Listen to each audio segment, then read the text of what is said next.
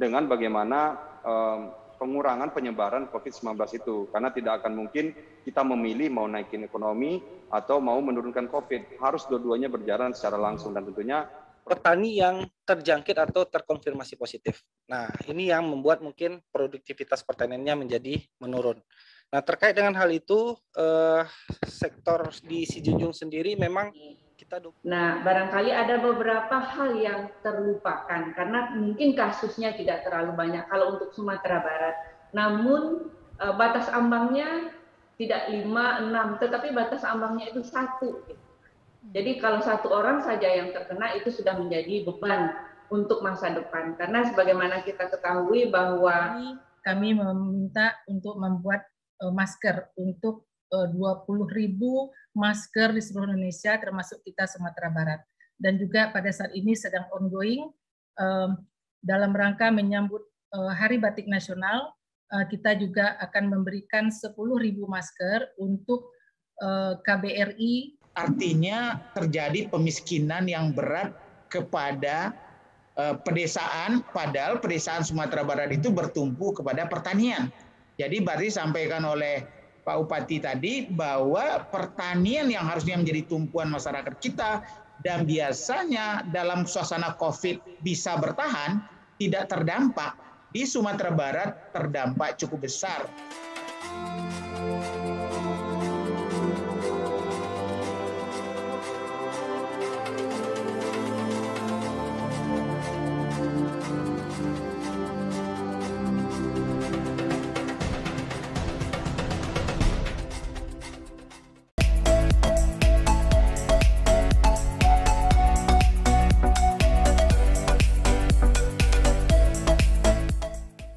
Kembali saya mengucapkan Assalamualaikum warahmatullahi wabarakatuh. Sekarang kita masuk pada sesi kedua.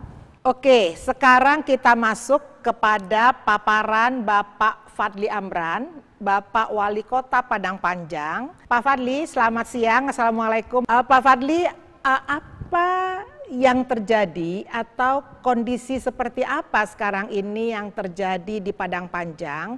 Apa dampak COVID-19 terhadap masyarakat di Kota Padang Panjang? Karena Padang Panjang ini termasuk salah satu daerah yang juga dilakukan PPKM ya Pak ya. Waktu dan tempat kami persilahkan Pak Fadli. Assalamualaikum warahmatullahi wabarakatuh. Waalaikumsalam warahmatullahi wabarakatuh. Ucapkan kepada Allah Subhanahu wa taala, salam dan salam kita junjungkan pada Nabi besar Muhammad sallallahu alaihi wasallam. Saya pertama-tama berterima kasih sudah diundang oleh Tante Astri dan juga ibu-ibu uni-uni yang hadir dalam forum yang berbahagia ini dan tentunya para pembicara, narasumber yang sudah berbicara sebelumnya, kepala-kepala daerah. Terima kasih banyak sudah tentunya pertama memperhatikan Kota Padang Panjang karena alhamdulillah beberapa bulan yang lalu tim dari Indo Jalito Peduli sudah datang ke Kota Padang Panjang menyalurkan bantuan bedah rumah. Dan alhamdulillah rumah di Kampung Manggis ini sudah selesai, mudah-mudahan ada juga bentuk-bentuk bantuan lain. Nah, mungkin bercerita sedikit tentang Kota Padang Panjang yang mana adalah kota kecil, kita disupport sekali perekonomiannya dari kegiatan UMKM, perdagangan, pasar, dan lain-lain. Sehingga ini tentu sangat-sangat membutuhkan pertemuan ataupun interaksi langsung kebanyakan ya. Jadi tentu COVID-19 sangat-sangat berdampak terhadap kebijakan kita dan tentunya terhadap perekonomian kita. Mungkin melalui data statistik tidak heran lagi ini sangat-sangat berdampak negatif kepada pertumbuhan ekonomi di Padang Panjang dari +5 sekarang menjadi -1,44. Alhamdulillah tetap di bawah di bawah nasional. Untuk pengangguran sendiri kita naik 0,02% dan juga penurunan-penurunan lainnya. Dan ini tentu kita lihat grafiknya memang berdampak secara nasional ataupun secara global.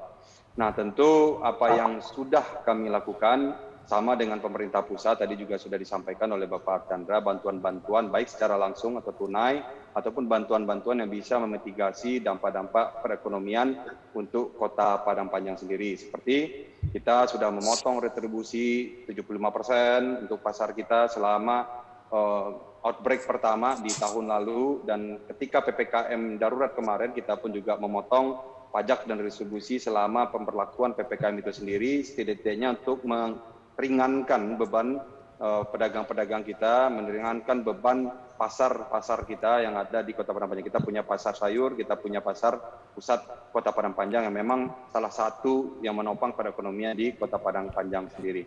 Namun kita melihat bukan hanya bagaimana kita mengatasi dampak ekonomi ya, karena bagaimanapun ini akan berjalan hands in hands dengan bagaimana pengurangan penyebaran COVID-19 itu, karena tidak akan mungkin kita memilih mau naikin ekonomi atau mau menurunkan COVID, harus dua-duanya berjalan secara langsung, dan tentunya program-program dari pemerintah pusat ini tercerminkan kepada program-program pemerintahan daerah. Tentunya kami bersyukur bersama dengan Forkopimda, bersama dengan seluruh stakeholders, karena bagaimanapun untuk kolaborasi, untuk penanganan COVID ini perlu kolaborasi. Disinilah kita membuktikan bahwasanya betul-betul gotong royonglah yang akan insya Allah menyelamatkan kita, dan tentunya dengan doa, dengan usaha yang baik, ini bisa menyelamatkan kita dari COVID-19. Tanpa penurunan yang signifikan dari penyebaran COVID, tidak akan mungkin perekonomian bisa berjalan dengan baik. Nah, sehingga kita menitik beratkan salah satunya adalah bagaimana operasi justisi mengingatkan masyarakat untuk betul-betul memahami dan juga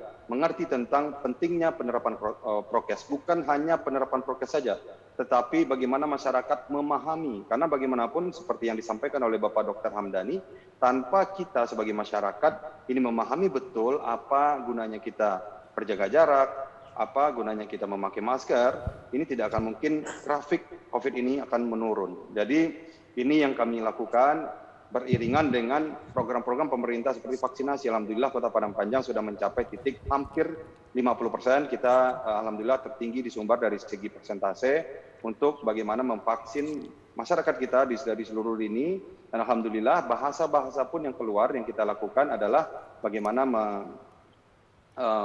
mengkondisikan supaya masyarakat ini tidak takut vaksin. Dan alhamdulillah ini terbukti berhasil dengan baik. Bahasa-bahasanya yaitu vaksin tidak tidak menyebabkan keluhan bagi orang-orang yang tidak mempunyai penyakit. Bahwasanya vaksin di Kota Padang Panjang ini sangat ramai dikunjungi. Bahasa-bahasa seperti ini saya rasa harus kita lakukan kepada masyarakat. Jadi tidak menakut-nakuti, tetapi malah mengencourage masyarakat untuk ikut meramai-ramai melaksanakan vaksin. Nah, operasi-operasi justisi, bagaimana pengurangan kapasitas baik dari apakah itu pernikahan, sekolah, dan hal-hal lainnya ini harus menjadi poin utama. Memang klise, memang banyak kita menyampaikan dalam satu sisi, dalam satu forum ke forum lainnya bahwasanya kita harus mementingkan prokes, tapi bagaimana implementasinya ini benar-benar menjadi prioritas bagi pemerintah ataupun masyarakat itu sendiri. Nah, untuk bantuan-bantuan, alhamdulillah kita sudah di gelombang pertama di tahun lalu kita sudah memberikan 5 gelombang bantuan. Yang pertama adalah salah satunya hasil juga kolaborasi dengan masyarakat, karena bantuan pertama yang turun itu adalah bantuan dari Basnas. Ya, Basnas bersama dengan seluruh pegawai kita patungan waktu itu untuk mengurangi biaya dan juga mengurangi beban dari masyarakat itu sendiri. Kita alhamdulillah dengan ketatnya penanganan COVID di tahun kemarin dan juga tahun ini, kita berkali-kali mendapatkan bantuan insentif. Terkhusus di tahun kemarin kita bisa mengimbangi bantuan kewirausahaan yang diberikan oleh Kementerian Perdagangan waktu itu mengirimkan lebih kurang sekitar 4.000 bantuan kewirausahaan bernilai 2.200.000 untuk 4.000-an masyarakat Kota Padang Panjang. Kita juga memberikan bantuan kewirausahaan melalui dana insentif yang sudah saya sampaikan tadi itu sebanyak hampir 3.000-an untuk 2 juta per masing-masing wirausaha atau masing-masing pedagang. Dan tahun ini alhamdulillah bantuan-bantuan sosial seperti yang kita ketahui juga masih digiatkan oleh dinas-dinas terkait, kementerian-kementerian terkait. Insya Allah di akhir tahun ini pun juga kita menyalurkan bantuan bedah rumah untuk penanganan COVID untuk sebanyak 200-an rumah di Kota Padang Panjang. Alhamdulillah apa yang sudah diberikan oleh Indo Jalito ini adalah bukti bahwasanya memang betul-betul gotong royonglah yang akan menyelamatkan kita dari COVID-19 ini. Dan tentunya kami juga menitik beratkan bagaimanapun kita harus hidup beriringan dengan COVID. Kegiatan-kegiatan program-program pemerintah, kegiatan program-program masyarakat ini perlu kita inovasikan sehingga bisa berjalan dan tentunya dampaknya juga bisa dirasakan oleh masyarakat, tapi tanpa mengurangi atensi kita terhadap penanganan COVID sendiri. Bagaimanapun program-program yang sudah ada, saya yakin dari seluruh kepala daerah, apapun program visi misinya akan berdampak secara langsung ataupun tidak langsung kepada penanganan COVID. Seperti kami, koperasi syariah, rumah wirausaha, walaupun secara tidak langsung, tetapi kalau ini tetap bisa tereksekusi dengan tentunya kekurangan-kekurangan kita tahu bahwasanya dana insentif daerah, dana DAU, dana perimbangan, semuanya itu dipotong. Namun kita harus tetap berpikir bahwasanya program-program prioritas kita tetap harus dijalani. Jadi mindset ini saya rasa penting juga dalam penanganan COVID. Kita tidak menyerah, kita pantang menyerah, walaupun dengan keterbatasan program-program yang kita lakukan pasti juga akan berdampak langsung manfaatnya bagi masyarakat, sehingga tentu perlu inovasi-inovasi dan juga efisiensi yang kita lakukan sehingga outcome-nya tetap dengan tentu outcome tetap dengan input yang mungkin relatif lebih kecil daripada tahun-tahun sebelumnya. Kami meyakini melalui koperasi pun juga koperasi syariah, program kita alhamdulillah sudah terkonversi lebih kurang 80% koperasi yang ada di Kota Padang Panjang, dan diinisiasi pertama kali oleh Bapak Gubernur sebagai pilot project koperasi syariah di gerakan koperasi syariah dari Kota Padang Panjang, dan kami meyakini bagaimana semangat koperasi, semangat kooperasi, semangat gotong royong dalam masa-masa pandemi COVID ini sangat-sangat akan meringankan beban dari masyarakat itu sendiri. Sekali lagi saya ucapkan terima kasih dan tentunya kepada Indo Jalito Peduli, jangan bosan-bosan dan tentunya tetap insya Allah sehat walafiat. Mudah-mudahan apa yang sudah ibu-ibu lakukan untuk Sumatera Barat ini menjadi contoh dan juga insya Allah menjadi berkah bagi ibu-ibu semua, dan tentunya dilimpahkan pahala yang sebesar-besarnya dari Allah Subhanahu wa taala. Mungkin itu saja dari saya. Terima kasih banyak. Assalamualaikum warahmatullahi wabarakatuh.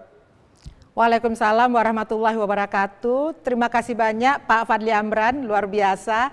Pak Fadli, ada satu sebetulnya titipan dari saya gitu ya. Kemarin saya diminta oleh Bang Sandi, Kementerian Pariwisata dan Ekonomi Kreatif, karena mereka juga punya bantuan untuk membantu para UMKM di daerah. Nah, semua UMKM atau semua teman-teman yang saya hubungi di Tanah Datar dan di Padang Panjang, umumnya mereka nggak punya NIP. Jadi itu kan memang bagaimana bisa mendaftar secara online itu mudah sekali sebetulnya. Tapi pengetahuan dan sosialisasi yang belum ada. Nah, mungkin ini juga bisa kita informasikan ke masyarakat ya Pak Wali Kota ya, agar mereka juga mudah mengakses bantuan-bantuan pemerintah yang sekarang sangat banyak sebetulnya. Itu dari 20 juta sampai 200 juta. Jadi itu bantuan dari Kementerian Pariwisata dan Ekonomi Kreatif untuk membantu UMKM dan Sumatera Barat sebetulnya menjadi salah satu fokus perhatian beliau. Mungkin itu sedikit saya tambahkan Pak Wali ya. Insya Allah, terima kasih Uni, infonya nanti kita akan follow up. Terima kasih. Terima kasih. Terima kasih Pak Fadli Amran. Ini sesi kedua ini sekarang akan dilanjutkan oleh Bapak Beni Dwi Fayusir. Itu adalah Bapak Bupati Kabupaten Sijunjung. Jadi kepada Bapak Bupati, Pak Beni Dwi Fayusir, waktu dan tempat kami persilahkan Pak. Terima kasih Uni Adriana atas waktu yang diberikan. Kami ucapkan terima kasih banyak. Kabupaten Sijunjung juga diikutkan dalam webinar Berbagi Cinta di Masa Pandemi bersama Indo Jalito Peduli. Pertama kami hormati Uniad, Ketua Indo Jalito Peduli beserta anggota, UDA, bapak-bapak, ibu-ibu, undangan yang kami banggakan. Untuk Sijunjung sendiri, tadi sudah banyak disampaikan oleh rekan-rekan kepala daerah yang terdahulu. Memang karena kita dominan sekarang di Sijunjung itu adalah sektor pertanian yang menjadi andalan kita. Nah, pertanian tentu terdampak dengan kondisi COVID ada, tapi memang tidak terlalu tinggi. Nah, paling yang menjadi terfokus dan terpusat itu memang kondisinya di petani yang terjangkit atau terkonfirmasi positif. Nah, ini yang membuat mungkin produktivitas pertaniannya menjadi menurun. Nah, terkait dengan hal itu, sektor di Sijunjung sendiri memang kita dominasinya pertanian. Kami memang fokus menjadikan pertanian ini sebagai primadona dan andalan kita di Kabupaten Sijunjung untuk meningkatkan ekonomi dan perekonomian kita di Sijunjung. Nah, mudah-mudahan kami juga ucapkan terima kasih banyak karena memang Indojilito Peduli ini sudah berperan banyak dalam mensukseskan program-program pembangunan yang ada di Kabupaten Sijunjung. Kami masih ingat ketika masih jadi Kepala Bapeda, kita menggaungkan Open Defecation Free ODF kita, dan Indojilito Peduli memberikan bantuan dalam bentuk sanitasi, dan alhamdulillah sekarang Sijunjung sudah 100%. Kami ucapkan terima kasih banyak. Belum lagi beberapa kegiatan kita sebelumnya, bantuan terhadap bedah rumah, sunat massal, dan beberapa kegiatan lainnya. Dan ini di kondisi pandemi hari ini yang sebetulnya juga kami butuhkan dengan gotong royong dan kebersamaan. Kondisi Sijunjung memang saat ini kalau untuk kondisi COVID kita sudah jauh menurun, bor atau tingkat hunian rumah sakit kita jauh turun, dan bersyukurnya sekarang edukasi terhadap COVID ini di masyarakat sudah sangat tinggi. Artinya ketika ada yang merasa demam saja, mereka sudah mengasingkan diri, mengisolasi diri sendiri di rumah. Nah, paling ujung-ujungnya mereka cari daun sungkai yang menjadi daun favorit masyarakat Sumatera Barat hari ini. Mereka minum itu, dan ketika sudah pulih lagi, ini mereka baru beraktivitas seperti sedia kala. Banyak juga masyarakat yang tidak mau ke rumah sakit, kondisinya takut di swab, takut ketahuan positif dan menjadi aib mungkin di sebagian kelompok masyarakat. Tapi dengan edukasi yang sudah cukup banyak di masyarakat, nah ini yang kami rasa untuk Sijunjung sendiri COVID sangat terkendali, dan aktivitas ekonomi sebetulnya sudah kembali lagi. Terkait dengan pertanian, kita sudah mulai memaksimalkan potensi pertanian kita. Sekarang juga sudah masuk musim tanam lagi, karena Sijunjung punya potensi tanah yang sangat subur, dan beberapa komoditi unggulan kita insya Allah ini akan kita kembang ke depannya. Berikutnya yang terkait dengan pandemi ini, memang mau tidak mau, suka tidak suka, masyarakat harus menyesuaikan diri dengan adaptasi kebiasaan baru. Yang selama ini mungkin teknologi ini hanya dianggap sebagai alat komunikasi saja, tapi karena memang sudah banyak yang dari rumah, itu handphone IT ini menjadi salah satu kebutuhan dan kewajiban yang harus segera dikuasai oleh seluruh golongan. Khusus bagi sekolah sendiri, karena memang kita melaksanakan beberapa kegiatan daring, pendidikannya daring. Nah, tentu kegiatan ini membutuhkan teknologi untuk menyampaikan pembelajaran kepada anak didik. Nah, memang ada beberapa titik blank spot kita, masih banyak yang belum bisa diakses, tapi setidaknya kita sudah mulai bertahap mengurangi blank spot tersebut. Dan kebiasaan kehidupan baru ini memaksa juga kita untuk lebih meningkatkan kualitas mungkin dari seluruh sektor. Yang awalnya mungkin berdagang itu konvensional, sekarang sudah melalui marketplace dan lain sebagainya, tapi setidaknya sisi positif yang bisa kita ambil ketika pandemi ini, banyak kemajuan peningkatan di beberapa sektor, dan mudah-mudahan seperti yang disampaikan oleh rekan Pak Wali Kota Padang Panjang tadi, sepertinya memang kita harus berdamai dengan COVID, kita harus berjalan dengan kondisi COVID tanpa menghilangkan sektor ekonomi yang menjadi sebagai mata pencarian utama bagi masyarakat kita. Mungkin itu beberapa hal yang bisa kami sampaikan. Itu, terima kasih Uni Edriana. Terima kasih Pak Bupati, Pak Beni, luar biasa. Nah, ini yang menarik dari Pak Beni, Pak Bupati, adalah banyak masyarakat yang memang masih takut ke rumah sakit, takut untuk di swab, dan apabila mereka ketahuan pandemi, mereka menganggap itu adalah aib. Padahal ini upaya kita untuk membantu pemerintah memutus mata rantai penyebaran COVID. Jadi saya rasa ini juga terjadi di daerah lainnya, saya yakin. Oke, mungkin itu dulu. Sekarang kita masuk kepada ibu-ibu, dua ibu Indojilito, yaitu Profesor Dr. Reni. Nah, ini kepada Mbak Reni, Uni Reni Mayarni PhD. Jadi beliau ingin memaparkan tentang perhatian beliau terhadap persoalan perempuan dan anak atau dampak sosial dari masalah pandemi. Uni Reni, waktu dan tempat kami persilahkan. Terima kasih Uni Nana. Assalamualaikum warahmatullahi wabarakatuh. Waalaikumsalam warahmatullahi wabarakatuh.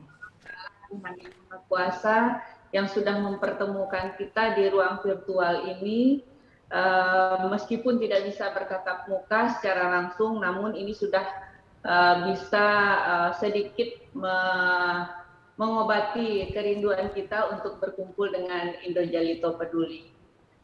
Yang kami hormati tentu saja Pak Gubernur, Pak Mayadi Ansyallah, Pak Chandra Tahar, Prof. Fazli. Assalamualaikum Pak Prof.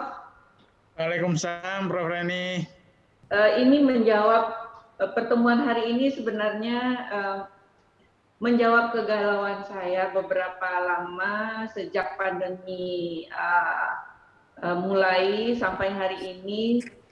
Saya harus bercerita ke siapa gitu, karena banyaknya mungkin ya, karena saat ini saya pada posisi mengkaji beberapa hal, sehingga ada kegalauan-kegalauan, keresahan-keresahan yang mungkin bisa saya bagi ke ibu-ibu dan bapak-bapak, terutama kepala daerah, ibu-ibu Dharma Wanita, ketua Dekranas, baik di daerah, di provinsi maupun di kabupaten kota. Ini mungkin sudah disampaikan juga oleh Uni Zeti tadi terkait dengan dampak pandemi terhadap anak. Memang kita ketahui bahwa banyak hal yang menyebabkan yang bisa memberikan dampak negatif terhadap anak di masa pandemi ini. Nah, barangkali ada beberapa hal yang terlupakan karena mungkin kasusnya tidak terlalu banyak kalau untuk Sumatera Barat. Namun batas ambangnya tidak 5, 6, tetapi batas ambangnya itu 1. Jadi kalau 1 orang saja yang terkena itu sudah menjadi beban untuk masa depan. Karena sebagaimana kita ketahui bahwa pandemi atau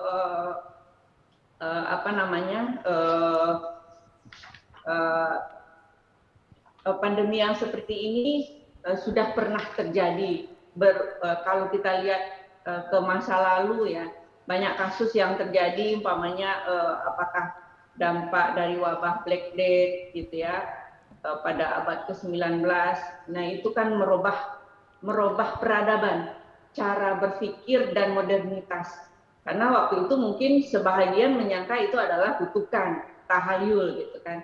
Tetapi kemudian terjadi perubahan sosial yang cukup mendasar, bagaimana revolusi saintifik terjadi, hadirnya rumah-rumah sakit, kemudian secara keilmuan itu terjadi perubahan yang sangat drastis. Nah, begitu juga pandemi ini kalau kita melihat di tahun 98 terjadi kasus secara global, ekonomi secara global terjadi hentakan yang luar biasa. Nah, tapi di tahun 2000 Indonesia sudah bisa bangkit dan tidak terlalu lama. Sementara kasus yang di tahun 98 itu kalau kita lihat ke sini, itu anak-anak yang berusia 20 tahun itu adalah anak-anak yang terlahir dari ibu-ibu yang terkena dampak ekonomi global di tahun 98, 99, 2000. Apa yang terjadi? Kalau kami di Lemhanas menyebutnya bahwa akan banyak ditemukan anak-anak yang rendah nalar. Kenapa kita sebut rendah nalar? Anak-anak yang berusia sekarang 20 tahunan, belasan tahun, yang ibu-ibunya, keluarganya terdampak dari kasus global yang terjadi di tahun 98, kerusuhan di 98, jatuhnya ekonomi. Nah, itu yang sekarang kenakalan remaja, penjambretan, kerusuhan, itulah anak-anak yang kalau kita lihat dari data yang ada itu adalah sebahagiannya adalah terdampak dari kasus-kasus yang terjadi di tahun anak-anak yang terlahir dari ibu-ibu yang terdampak di tahun 98. Saya tidak bisa membayangkan ke depan. Pandemi saja sudah hampir 2 tahun. Kalau kita lihat data di tahun 2020 saja, mungkin nanti Prof. Hasli juga akan menjelaskan, di tahun 2020 di bulan Mei saja itu sudah ada kehamilan yang terjadi secara tidak disengaja, bukan tidak disengaja, tidak direncanakan. Jadi ada 400.000 kehamilan yang tidak direncanakan. Karena apa? Mungkin akses ke alat kontrasepsi, pelayanan kesehatan, ketakutan ke rumah sakit. Nah, di tahun 2021 akan lahir anak-anak yang orang tuanya memang belum siap untuk itu. Ya, saya berharap Sumatera Barat tidak terlalu tinggi kasus, dan kepedulian kita terhadap anak-anak, terhadap keluarga yang dalam posisi seperti ini, kepala daerahnya lebih aware. Karena bisa dibayangkan kalau kita sekarang berharap Indonesia Emas 2045 itu 24 tahun lagi. Anak yang terlahir di tahun 2021 yang tidak direncanakan akan seperti apa nanti kehidupan mereka di masa depan. Jadi pandemi sekarang yang sudah 2 tahun ini saja belum selesai. Jadi ini kegalauan-kegalauan saya yang selama ini saya pikir harus bagaimana kita nih harus menyikapi. Memang sudah disampaikan oleh Uni Zeti tadi, kesehatan nomor 1. Iya, kesehatan memang harus benar-benar diperhatikan, terutama untuk ya anak yang di masa sekolah, di usia mereka 1000 hari pertama ya, di golden age-nya, kemudian di masa PAUD-nya gitu, belum lagi di SD-nya. Ini kalau tidak kita rencanakan dari hari ini, tidak kita dampingi dari hari ini, kita tidak bisa bayangkan 2045 nanti akan seperti apa. Ketika kita bicara bonus demografi, tidak akan harapan kita untuk menjadi bonus, menjadi keunggulan, kita tentu saja tidak berharap bahwa itu tidak akan tercapai. Nah, kemudian banyak hal yang juga terjadi di masa pandemi, terutama yang dialami oleh anak. Contohnya seperti kekerasan. Kekerasan terhadap perempuan itu di masa pandemi ternyata terjadi peningkatan yang cukup signifikan. Kekerasan terhadap anak, terutama anak perempuan, itu justru datanya juga menunjukkan data yang cukup signifikan. Kekerasan yang paling besar itu adalah kekerasan seksual. Nah, di kita di Sumatera Barat, ini juga kadang-kadang menjadi aib dan tidak terpublikasi. Sehingga ini menutup kita untuk mendampingi secara psikis maupun psikologis anak-anak ini. Jadi tadi Uni Nana ya kalau tidak salah bertanya ke Pak Wali Padang Pariaman, ada nggak yang terdampak? Berapa orang anak yang menjadi yatim piatu di masa pandemi ini? Nah, ini juga berapa anak yang mengalami kekerasan, apakah kekerasan fisik, kekerasan secara seksual, karena apa? Mereka kalau dari data yang kita punya bahwa ternyata kekerasan seksual itu antara korban dan pelaku itu berada pada satu tempat yang sama. Jadi tingginya kekerasan seksual itu ternyata berada di rumah itu sendiri. Jadi ini menjadi hal-hal yang barangkali yang selama ini tidak terlalu terpublikasikan karena kita masih fokus ke kesehatan dan ekonomi, tetapi dampak-dampak sosial yang seperti ini itu juga menjadi pemikiran kita ke depan akan seperti apa, terutama barangkali kalau seandainya Ibu Ketua Dekranasda masih ada, barangkali bisa nanti melalui Dinas Pemberdayaan Perempuan ini mulai didata Ibu Ketua, kalau seandainya di Sumatera Barat, kalau kita lihat di Jawa Timur itu kan angka kematian akibat anak yang mengalami yang menjadi yatim piatu itu ribuan sekarang. Jadi data dari kalau kita lihat di Jawa Timur itu 6.000 anak yatim baru akibat pandemi. Nah, di Sumatera Barat udah kita data belum gitu. Nah, ini tentu saja melalui Indonesia Lito Peduli ini nanti akan menjadi tugas kita bersama ya. Tentu saja untuk anak-anak yang orang tuanya memang terdampak, apakah itu karena orang tuanya meninggal atau kekerasan di dalam rumah tangga, atau memang karena secara ekonomi tidak memungkinkan dia mendapat gizi yang cukup. Terima kasih Uni Nana. Terima kasih Prof. Reni, luar biasa Deputi Lemhamnas. Satu hal yang disampaikan oleh Prof. Reni tadi yang harusnya menjadi keprihatinan kita bersama, bagaimana tumbuh kembang anak yang terdampak COVID, baik terdampak secara ekonomi maupun terdampak secara sosial dan juga secara kesehatan, baik orang tuanya yang meninggal atau orang tuanya tidak meninggal, tapi secara ekonomi orang tuanya juga sekarang sudah tidak mampu lagi untuk membiayai anak-anaknya supaya bisa mencapai tumbuh kembang yang maksimal. Terima kasih Prof. Reni, luar biasa. Sekarang kita masuk kepada Ibu Lisa Mustafa Abu Bakar. Beliau adalah anggota Dekranas dan juga YBI, dan beliau akan memaparkan tentang bagaimana atau hal-hal apa yang bisa dilakukan oleh Dekranasda, baik Dekranasda Provinsi maupun Dekranasda Kabupaten Kota, karena kita berharap juga para ketua Dekranasda, ibu-ibu yang terhormat juga hadir di sini, sehingga kita bisa mendengarkan paparan dari Ibu Lisa Mustafa Abu Bakar. Waktu dan tempat kami persilahkan Ibu Lisa. Ya, terima kasih Uni Nana.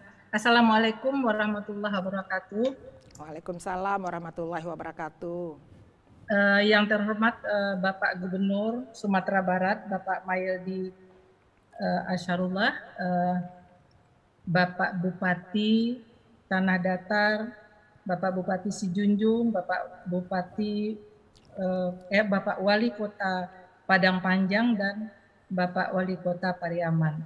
Dan juga tentunya yang saya banggakan ibu-ibu Ketua Dekranasda Provinsi, Ibu Herneli, dan juga para Ketua Dekranasda Kabupaten Kota yang saya cintai. Pertama, Pak Fasli udah kenal saya, Bapak Gubernur. Saya adalah Putri Solo, Pak, di Nagari Panyakalan, Solo. Jadi Panyakalan itu kurang terkenal, Pak Fasli. Kalau saya ditanya, Ibu Lisa di Padangnya mana? Saya bilang Solo. Solo di mana Panyakalan? Panyakalan itu mana? Nah, ini PR ini Pak Fasli.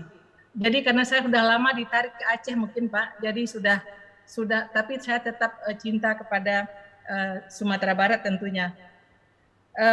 Pada kesempatan ini alhamdulillah terima kasih atas kesempatan yang diberikan kepada kami untuk dapat turut berkontribusi pada acara kemana topik kita dampak sosial ekonomi pandemi di daerah. Di sini saya bicara sebagai pengurus Dekranas, saya di bidang manajemen usaha dan juga kebetulan pengurus di Yayasan Batik Indonesia, dan saya akan sampaikan beberapa hal. Yang pertama, dalam kondisi seperti ini yang kita sudah sampaikan, yang kita sudah dengar dari beberapa pembicara, tentu kita tidak bisa berdiam diri, dan tentu kita akan berusaha untuk gesit mengambil peluang apa yang bisa kita pertahankan. Dalam hal ini saya akan bicara UMKM khusus kepada kerajinan Sumatera Barat. Dan apa yang sudah kami lakukan di Dekranas, Pak Fasli dan teman-teman semua, dan Ibu Gubernur, Bapak Gubernur, dan juga Bapak Wali Kota dan Bapak Bupati, saat ini kita membantu kerajinan Sumatera Barat. Jadi saya dikasih kepercayaan dari Dekranas menjadi PIC untuk 5 provinsi dengan teman-teman dan juga desainer, diantaranya adalah Sumatera Barat. Jadi yang lalu kita mengadakan pameran, biasanya dikirim barang begitu saja, tapi sekarang kami membantu pameran di Kriya Asri itu di kantor Dekranas, itu secara offline, online, dan IG Live. Jadi kita menyesuaikan diri, jika PPKM kita akan online melalui Tokopedia dan Ladara, dan juga IG Live. Nah, kalau umpamanya tidak PPKM, kita akan membuka secara offline di sana. Jadi kami sudah mengkurasi dari 10 kabupaten kota di Sumatera Barat, 19 dari 19 kota kabupaten kota itu ada 9 kabupaten kota yang lolos.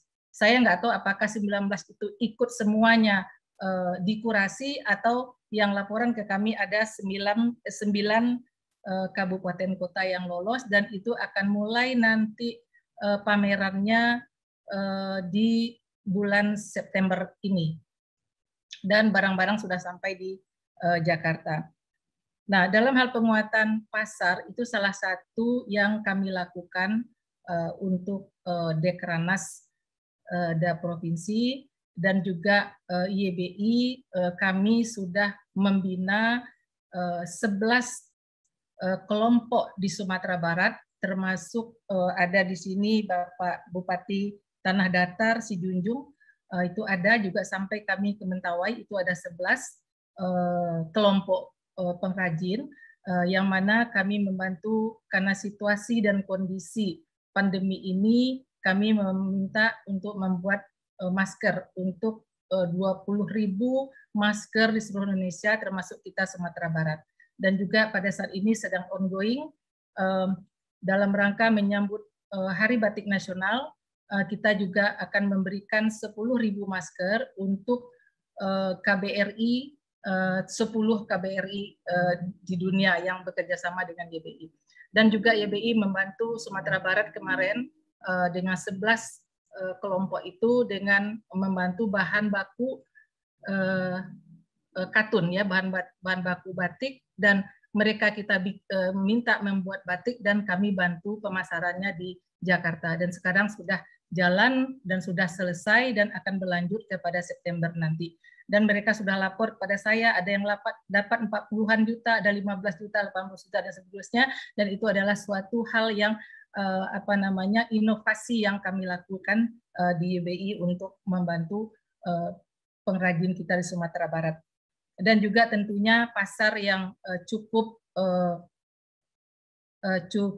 memadai adalah yang dilakukan oleh IJP. Dalam hal ini kreasi inovasi dari ketua kami UNIAD, kalau setiap ada kegiatan ada dress code-nya. Nah, dress code inilah yang memaksa kita untuk membeli kain, ya, membeli kerajinan-kerajinan dari Sumatera Barat. Nah, ini salah satu yang kita katakan penguatan pasar.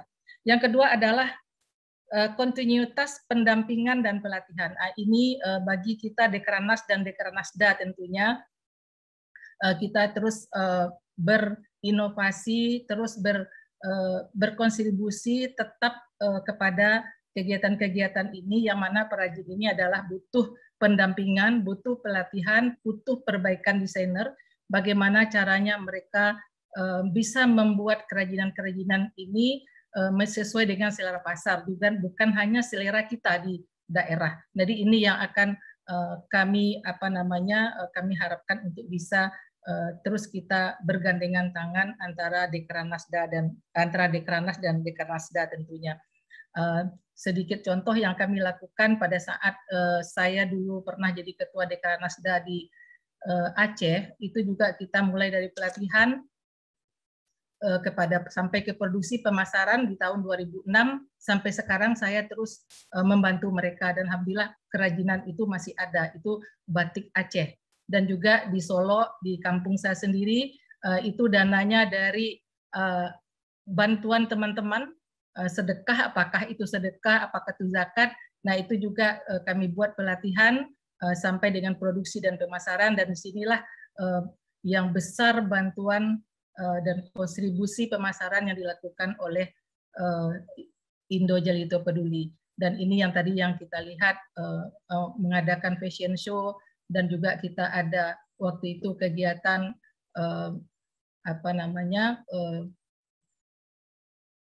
kita mengunjungi tempat daripada pembuatan batik itu sendiri.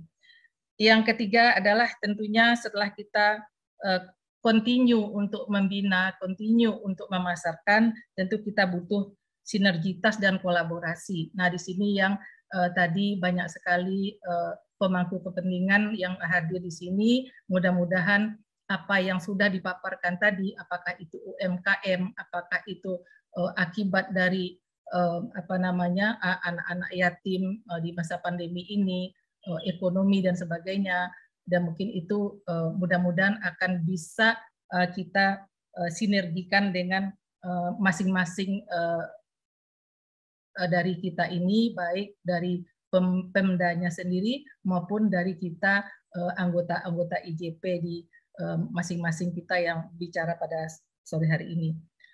Yang keempat tentu harapan Bapak Ibu sekalian kepada Pemda tentunya, kami berharap semoga kegiatan webinar ini insya Allah akan dijahit oleh Profesor Fasli Jalal, Bapak Fasli Jalal, bisa kita membuat hilir dari kegiatan kita ini. Tadi yang disampaikan oleh Ibu Nur Haryati itu harus ditangkap Pak Fasli.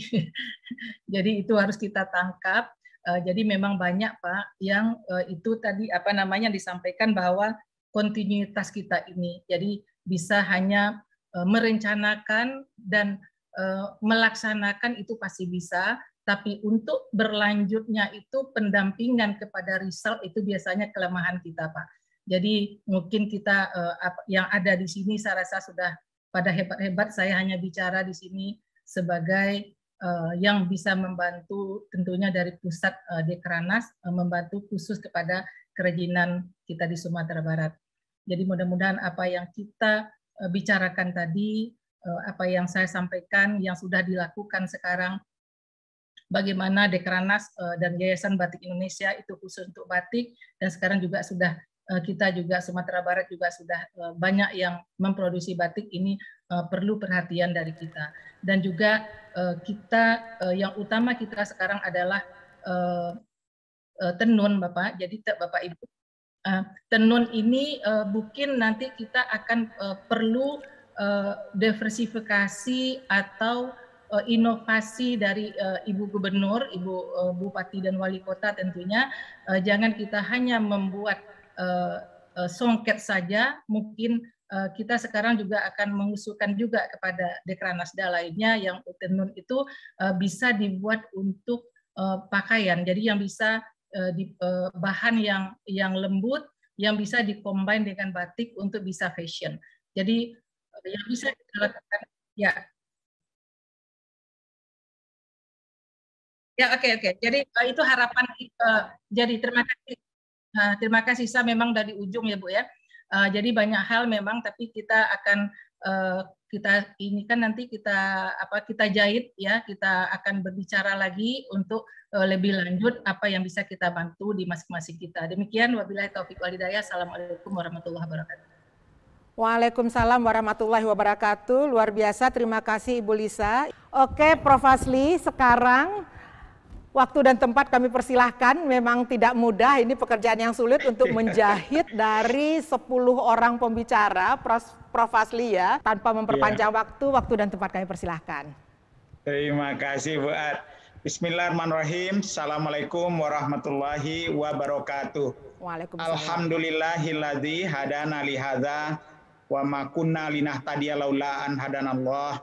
Syada la ilaha illallah wahdahu la syarikalah. Wa asyhadu anna Muhammadan abduhu wa rasuluh la nabiyya ba'da. Ibu Ad, tuan rumah kita, Pak Gubernur, Bapak-bapak, Bupati dan Wali Kota yang hadir ya, dari Padang Panjang, dari Pariaman, dari Sijunjung, dari Tanah Datar, dan kemudian semua pembicara kita yang luar biasa tadi ya, yang memberikan berbagai perspektif, mulai dari Bu Nur ya, Bu Nur Hayati, kemudian juga dari Ibu Arzeti ya, teman lama saya yang kita doakan mudah-mudahan menjadi anggota DPR selamanya ya, karena memang beliau mewakili rakyat yang luar biasa. Dan kemudian kita juga mendengar tadi dari Ibu Lisa, dan juga yang tidak kalah penting kita juga mendapatkan masukan juga tentang bagaimana sebetulnya harapan dari Pak Gubernur dan dari 2 wali kota dan 2 gubernur tadi, apa yang terjadi di Sumatera Barat akibat COVID ini. Jadi pertama Bapak dan Ibu, yang semua saya hormati ya, saya sebutkan satu persatu. Data terbaru dari BPS untuk kuartal 2 tahun 2021 ini dibandingkan dengan 1 tahun sebelumnya year on year, jadi berarti kuartal 2 tahun 2020 itu menunjukkan ekonomi Sumatera Barat mulai bergerak.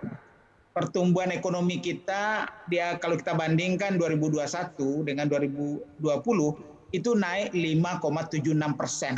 Sebuah angka yang menurut saya alhamdulillah ya.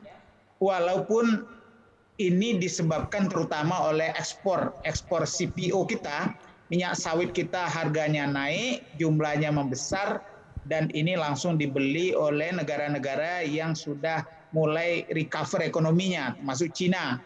Jadi ini membuat pendapatan kita, pertumbuhan ekonomi Sumatera Barat menaik. Tapi yang dari dalam yang adalah masalah konsumsi, ternyata orang Minang sekarang banyak membeli mobil buat. Heran juga kita. Di tengah COVID mereka membeli mobil, mungkin karena insentif dari dealer segala macam, atau menabung dengan mobil, ternyata kenaikan itu juga membantu. Tetapi memang kenaikan terbesar dari pertumbuhan kita ini adalah karena belanja pemerintah. Belanja pemerintah, baik bantuan sosial, baik dana-dana yang digulirkan oleh pemerintah dalam berbagai program, itu menyumbang 50% daripada pertumbuhan ekonomi. Jadi pemerintah nih, Pak Bupati dan Pak Wali Kota dan Pak Gubernur tetap menjadi pilar besar di dalam pertumbuhan ekonomi kita. Nah, tourism memang kalau hotel naik sedikit huniannya naik sedikit, tapi belum sebaik yang kita harapkan. Dan yang kita agak cemas di tengah berita yang gembira tadi, bahwa ternyata di tengah pertumbuhan yang mulai membaik, angka pengangguran kita seperti disampaikan oleh Pak Bupati Tanah Datar dan beberapa informasi tadi, memang angka pengangguran naik.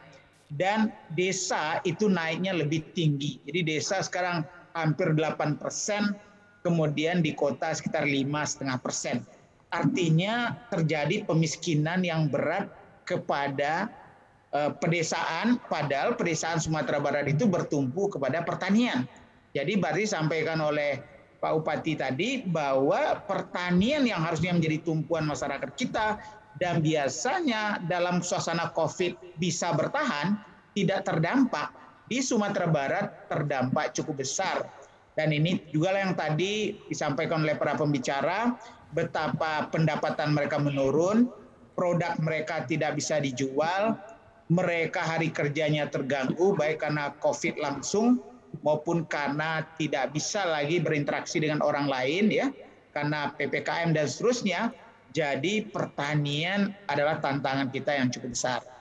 Yang kedua, data juga menunjukkan dari pengangguran yang naik tadi itu, pengangguran yang paling tinggi ternyata itu adalah anak-anak lulusan sekolah menengah atas dan perguruan tinggi.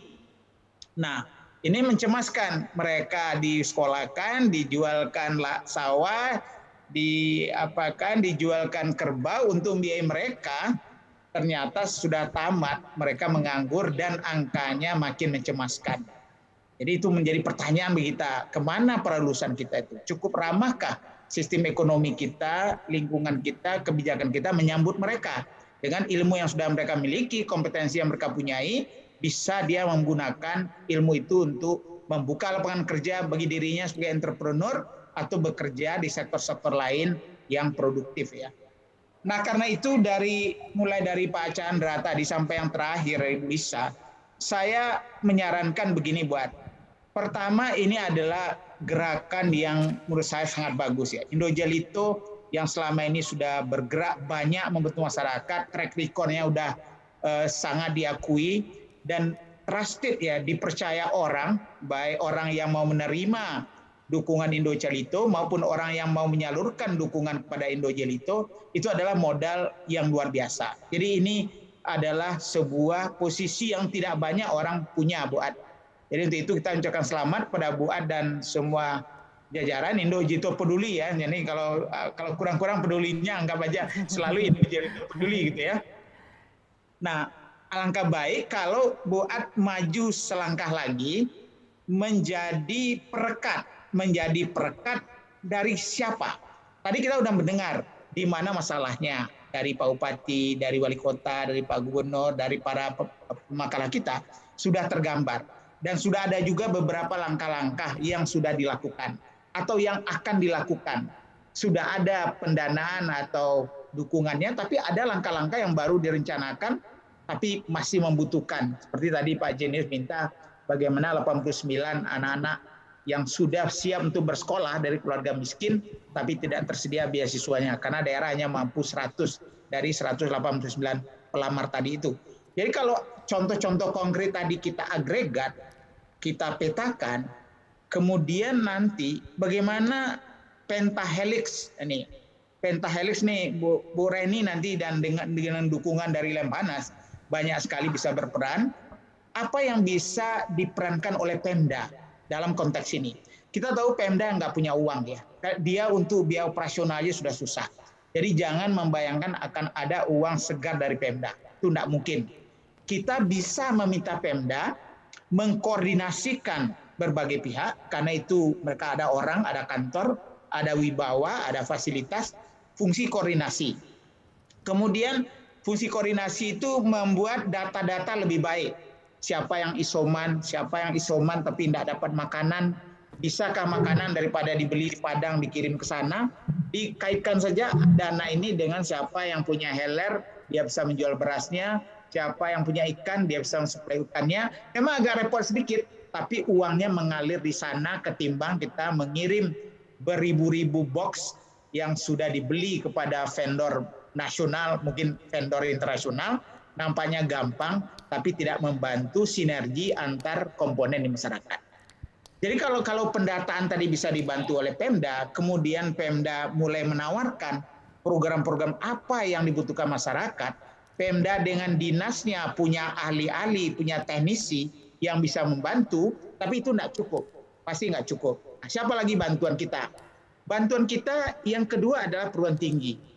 Jadi saya tahu UNAN punya Nagari Development Center ya, NDC. Itu Dr. Erigas itu adalah tokonya. Tadi saya lihat Ibu Sari Lenggogeni ya, ini dokter lulusan Prancis ya, kalau nggak salah, atau Australia ya, tapi dia dokter ahli pariwisata, jadi director daripada Universitas Andalas University Tourism Center, Tourism Development Center. Ini dua orang ini dia punya jaringan yang bisa bersinergi nanti dengan Ibu Ad dan jajaran Indo Jalito. Manfaatkan nih segera. Kalau bisa habis ini rapat bertiga nih segera. Saya mau juga hadir nanti. Apalagi kalau Pak Chandra bisa, kita lihat apa yang bisa kita gatukkan kata orang antara potensi-potensi ini. Pemda nanti makin memetakan apa yang mereka butuhkan. Tadi Pak Eka minta jagung, bibit jagung, mungkin tidak perlu kadang-kadang kita belikan, jangan-jangan kalau ada yang mengakseskan ke Kementerian Pertanian, ternyata seperti Pak Jenius tadi dia dapat 200 hektar bibit jagung dari Kementerian. Nah, mungkin Pak Eka bisa dibantu. Tapi ini tidak cukup. Siapa yang akan menanamnya nanti? Dari mana pupuknya? Bisakah pupuknya organik? Bagaimana nanti prosesinya sehingga menjadi pakan ternak? Nah, itu UNAN, UNP, dan berbagai hubung hatta, itu punya orang-orang yang ahli untuk itu. Dia sebenarnya siap. Dan sekarang keuntungannya, para dosen-dosen ini punya dana penelitian.